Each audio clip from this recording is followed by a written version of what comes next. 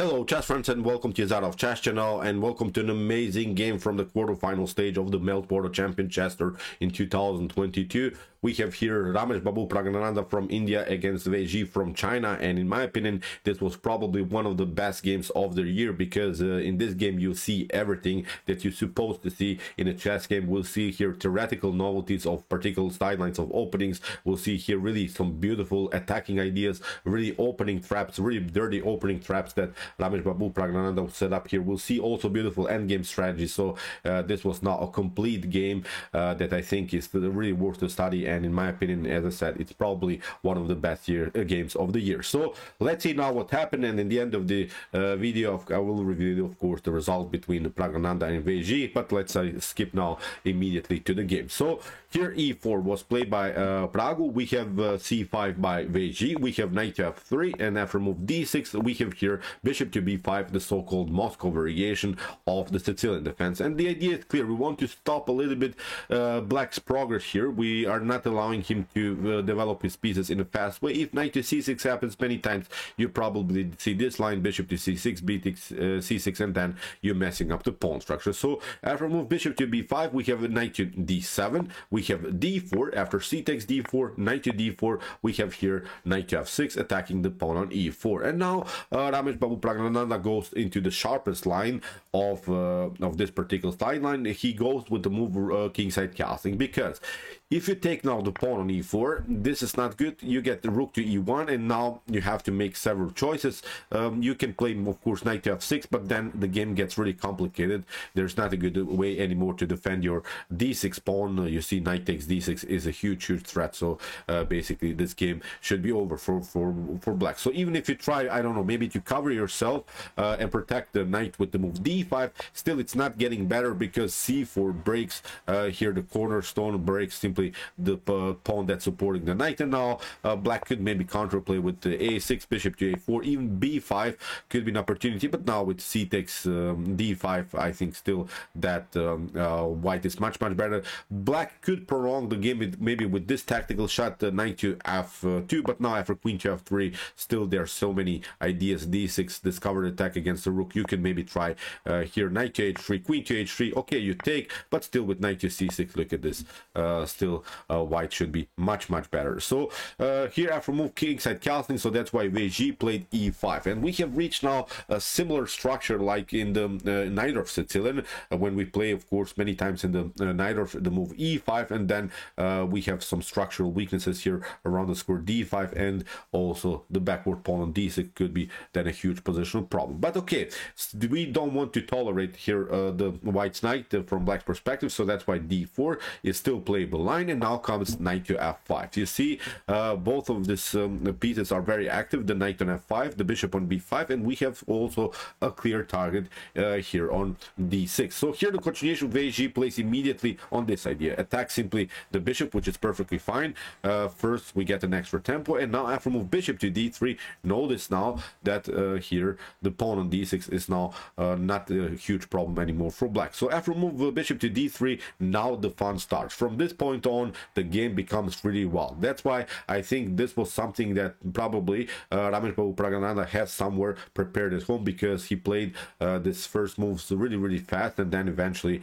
the game was prolonged. But as I said, I think was familiar with these ideas, and he had clear ideas how to attack Black in the continuation of the game. So here knight to c5 was played by Wei Ji, and we see now there are many attacking opportunities for both sides. First of all, the knight is hanging, the bishop is hanging, pawn is hanging, so really already we have some wild dynamics in the continuation. So here Ramesh Babu Praggnanandhaa tries knight to c3. If you take, of course, knight to d3, then with queen to d3 we are controlling the light squares, which is really incredible. When we think about it harder, you've given up your light square bishop, but you have a fully control of the light squares. What to do here from Black's perspective, even if you take, I don't know, bishop to f5, e takes f5, look at this, you could maybe try d5, but now with rook to e1 we can play bishop bishop to g5, attacking maybe here the knight, getting rid of the d5 pawn, maybe hope that black will even play d4, then we can play knight to e4. So in my opinion, from a positional point of view,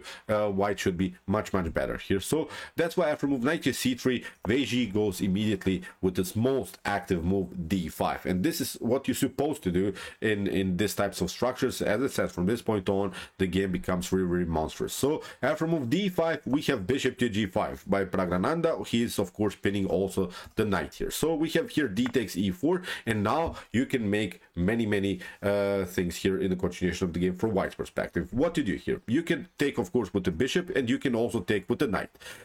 For instance, the engine suggests here the move knight to e4, and this was also played in many games. So knight to e4 here would be a normal idea. After something like knight to d3, then we can take bishop to f6. After here queen g takes f6. Now the main idea here is not to take of course the knight, because you lose simply the knight on f5. Actually the game becomes really wild, because you have to play here queen to f3, and you're attacking still the knight, and you're protecting also here your knight on f5. If bishop to f5 happens now, then queen to f5, but now you have some problems around the score f6, so this is not good here for black. Black has to play bishop to e7, but now we can take out the knight on d3, so this is not good. So that's why here in this particular position, black should play knight to f4. I wanted to show really this theory about this line. This is very important, because if you make one inaccuracy here, you will lose the game immediately. So knight to f4 is now really a necessary move,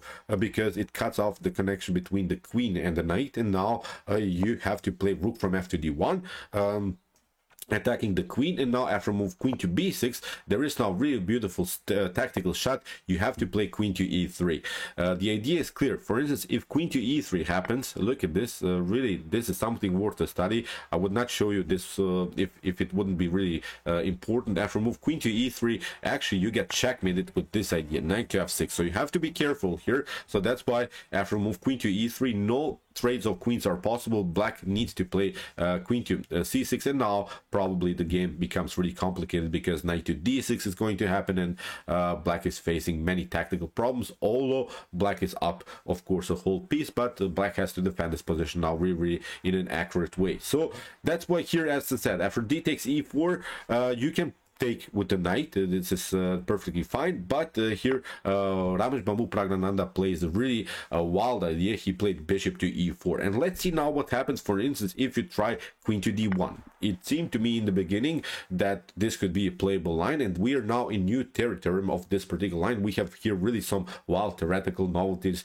that Ramesh Bambu Praggnanandhaa introduced us here. So after move queen to d1, there are now several things of course that you can do. First, you have to take rook from a to d1, but the problem is now if you take knight to e4, then of course knight to g7 is going to happen. Knight to e4 is of course not possible, because bishop to f5 is going to happen. But first, what you should do, we're playing this very nice check. After move king to e7, for instance, if you don't want to react, then we play knight to d5 and we'll grab the piece. So but if you try bishop to g7, then you get knight to e4, and the problem is now you cannot take, because of course of rook to d8, which would be a beautiful checkmate. So this idea, queen to d1, is actually not working. It's really wild that the bishop is hanging here on e4, but actually you cannot take it, because white will probably have a good continuation. So as I said, this is simply not working. As after knight to e4, as we said, knight to g7 would be a beautiful attacking line. So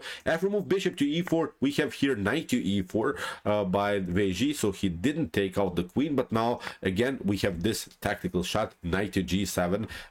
Here if you take of course bishop to g7, then queen to d8. This was now the continuation. After move king to d8, we have knight to e4, and you see now also the knight is hanging on f6. So black is up a whole piece, but has now to defend this very annoying pin that Ramesh Bambu Praggnanandhaa has created here. How to defend it? Of course you have to play king to e7. If you try something else, then I think bishop to f6, knight to f6 should lead into a much better position for white, because white is first of all up a whole pawn, and will eventually, I don't know, fix the pawn structure. Will play c4, knight to d5, f4 is an opportunity to attack maybe the f7 pawn on the f file. So maybe you not win the game immediately, but we can agree, I think, that white should be much better here. So after move king to d8, as we said, knight to e4, you have to defend now with king to e7, but now comes really a beautiful attack by Pragu. He plays f4 immediately. He's trying, of course, to open the f file, continuing his pressure around the square f6. We have king to e6, but now f5. Here Ramesh Babu Praggnanandhaa is not allowing Wei Ji to breathe here. He's not allowing him to get out of this tactical mess. We have king to e7 and now a rook from a to d1, including now a new attacker into the game. That's exactly how you should attack. When you are on the attacking side, one of the basic principles is including all of the pieces in the attack. You cannot just attack with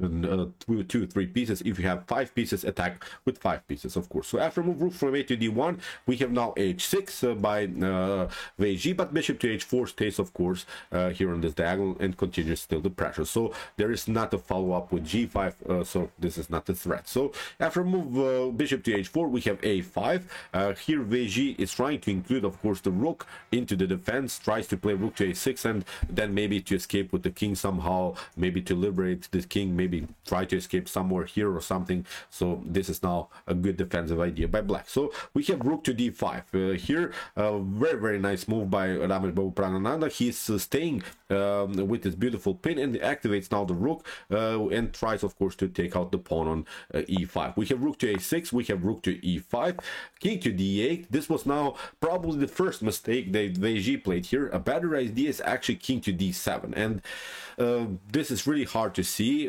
because it's sometimes really weird to place your king in front of your own bishop, but in this position, this is exactly what you should do. Then the game would probably lead into this fork, which was probably also Wei Ji's threat. He realized that he could maybe get forked, but actually here you can play king to d6, attacking also the rook on e5, but now the game would become really wild after bishop to g3. Look at this, you're getting in front of this bishop. This is something really wild to see. This is just a pure stockfish engine that I'm showing you here, so I'm not sure how many of us would even consider this wild line, but I wanted to show you what actually Wei Ji should have played, which is really wild. Bishop to g3. Now you have to play knight to g4, attacking now the rook, and now after something like f6, this is really wild. You have to play knight takes e5, then we have this one, f takes g7. The rook has to escape, and now we can take out the rook. We can take out here also the knight, but now with the rook to f7, look at this.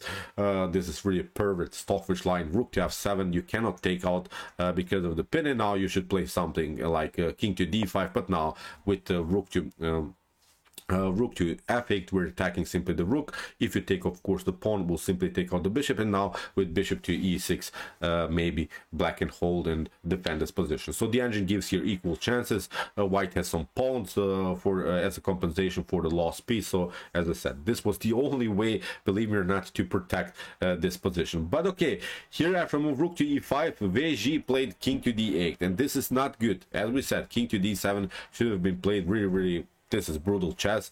After move king to d8, now Ramesh Babu plays the correct move. Rook to c5, cutting off the potential escape route for the king, because if the king gets here somewhere, maybe to b8, a8, then the game is over for white. Black can defend his position, so that's why rook to c5, a really brilliant move here by Pragu. So the pin stays, which is really wild, so nothing dramatically changed on the king side. White is still attacking the position in a beautiful way, and of course the serious threat is now the move of rook to d1. So here we have rook to e8. Wei Ji is including a new defender into the game. Rook to d1, bishop to d7, and now beautiful stunner knight to d6, getting use of this very important square. Attacks the rook, attacks the pawn. f7 is weak, so many structural weaknesses here in black's camp. So we have rook to b6. Even if you try rook to d6, maybe to give up back the rook here in this way, then rook to d6, you can maybe include the king into the defense. But again, with this idea, rook to d7, white should be probably better. Again, you cannot take. You see the pins stayed here through the whole game. This is really wild. I'm not sure how many times I've seen a pin lasting for so long. After move knight to rook to d5, probably the continuation would be something like bishop to c6, but now with rook to d1 we can escape from this, and still the position is a little bit weird here. The pin stays here on f6, the activity on the d file, probably c4, c5, maybe rook to e1 is an opportunity here for white, so white should be in even this position much better. So after move knight to d6 here, Veji didn't take out the knight. He tried here rook to b6, but now Prago takes, the knight takes e8, we have king takes e8, and now rook to e5 attacking the king. We have king to f8, and now rook to e2. But the idea is clear, we want to take bishop to f6 and then to take out the bishop on d7.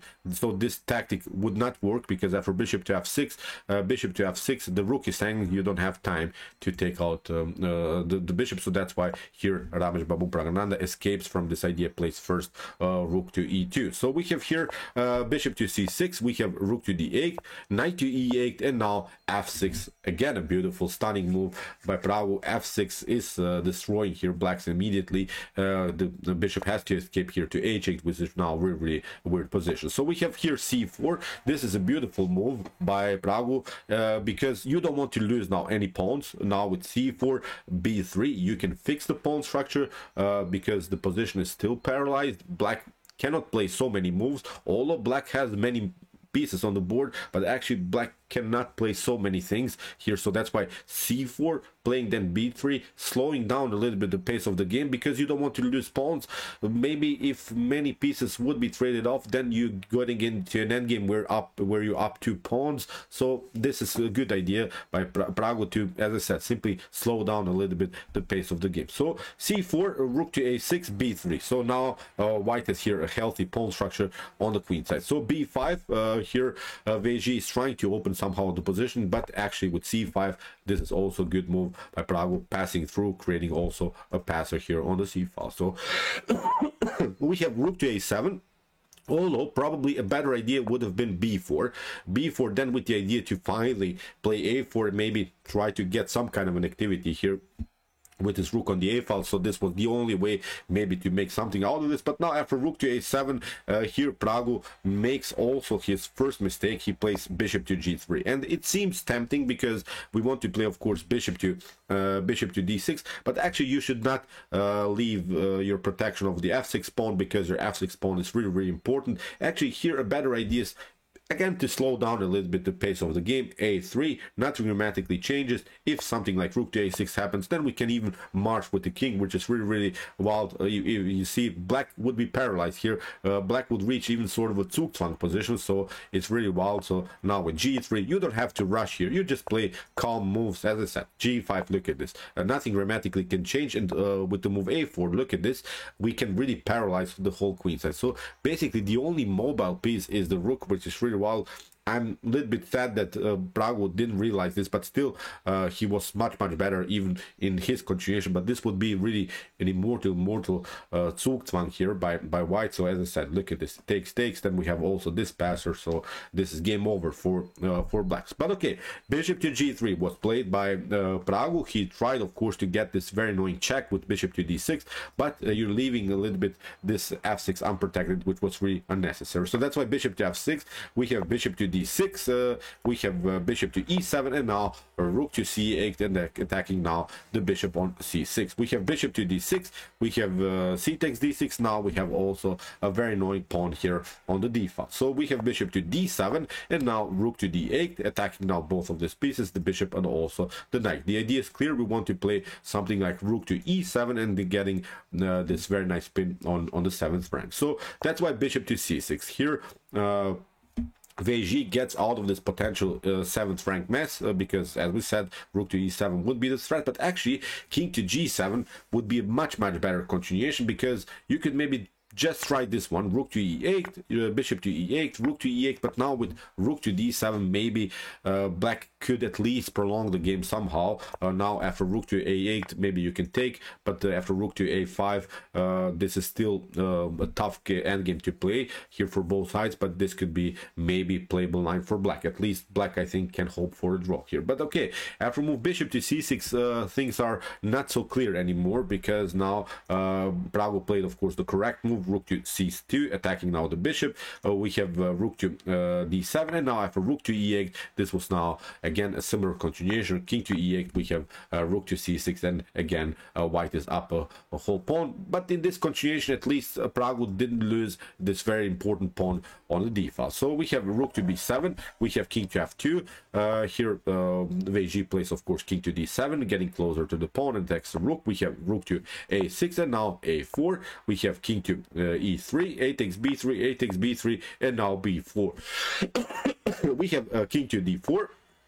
Rook to b5, rook to a7, and now here Pragu takes, of course, also the pawn on f7. And how to play now this particular endgame? There is the rule of creating two connected pass pawns. So what you want to get from white's perspective now, even if you have to lose maybe this pawn, you want to take out this pawn and allow your opponent, maybe he could take the pawn on b3, but then you're storming here with these two connected pass pawns on the king side. So this is the way to play an endgame where you're up a pawn. Now the main strategy is, as I said, to create two connected pass pawns. So here after move rook to f7, we have rook to h5, h3, and we have rook to h4, king to e3, king to e5, rook to e7, couple of checks, and after king to f3, we have king to d4, and here a rook to c7 was played by Pragu. He's not allowing, of course, the king to come here. So we have king to d3, rook to c6, and after h5, now comes a really wild move, rook to c5, here played by Pragu, which was not the best of moves. Here you should play rook to d6.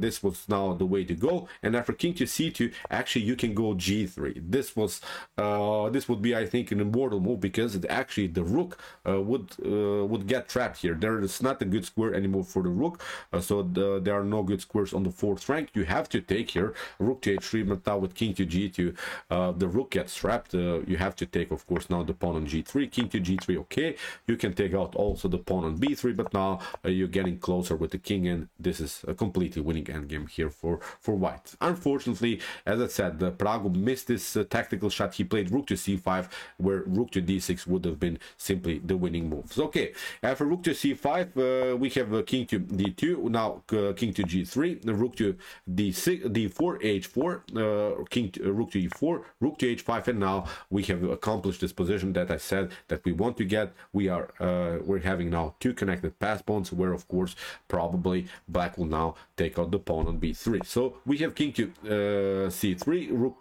king to f3, attacking the rook, now g4, pushing the pawn further, now rook to b5, getting this Tarashul, getting behind your enemy's pawn. So this is now a way to go, and now we're just trying to push these two connected pass pawns. So king to c4, rook to b8, we have rook to d3, now the king is marching towards the 5th, 6th, 7th rank. We have rook to d5, we have this attack.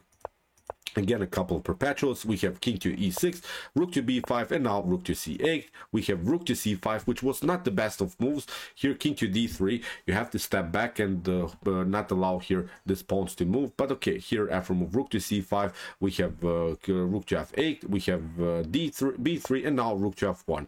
Waiting a little bit here, this pawn to come and get also the rook behind these two pawns and just push them further. So we have rook to c6. We have king to f7. We have king to d5, g5. Here in the continuation we have king to e5, king to g7, b2. Not a problem. Rook to b1, because of course if you don't play that, rook to c1 would have been a serious threat. So that's why rook to b1 first. We have rook to b6, g6. We have king to f5, king to h7. If you take, of course, here the pawn immediately, then with rook to f1 you have to step back. This was a beautiful trap by Pragu. Then the king has to play somewhere here. We take out the rook, and then it's game over. So after move king to h7, we have rook to b7. Now Pragu pushes the pawn further with g7, king to f6, rook to f1. The king has to step back, and now with the move king to h8, rook to b4, rook to h1, in this position Weiji resigns. So as I said, even if you try, I don't know, b1, we simply take and takes, and we promote a new queen. In the near future we can also push, of course, these two pawns and connect them again, and this is completely winning endgame here for white. So really beautiful game. It was really wild ideas, although we have to say the endgame was a little bit inaccurate by both sides, but this doesn't matter. It was a fast time format game. I really enjoyed this opening theory by Pragu, this theoretical novelties. Although let's go back to this critical moment, I think. Bishop to g3 was, in my opinion, the first mistake by Pragu. Here he could have played, as I said, simply sorry, let's go back here, a3, and then eventually we would reach this immortal Zugzwang position. This was something really worth the study, in my opinion. As I said, was simply one of the best games of the year. So, okay, I hope that you enjoyed the game. I really enjoyed it a lot. If you want to see more games by Pragu and some other young prodigies, check out my prodigy section here on my YouTube chess channel, where I sorted out the best games for the newcomers, for the best young players in the world. And if you want to see maybe the best chess games of all times, check out my best chess games of all time series with some immortal games played by Garry Kasparov, Mikhail Tal, Bobby Fischer, and many, many more. And if you like this content, don't forget to subscribe to my channel. See you soon with some more videos, and chess is the best, of course.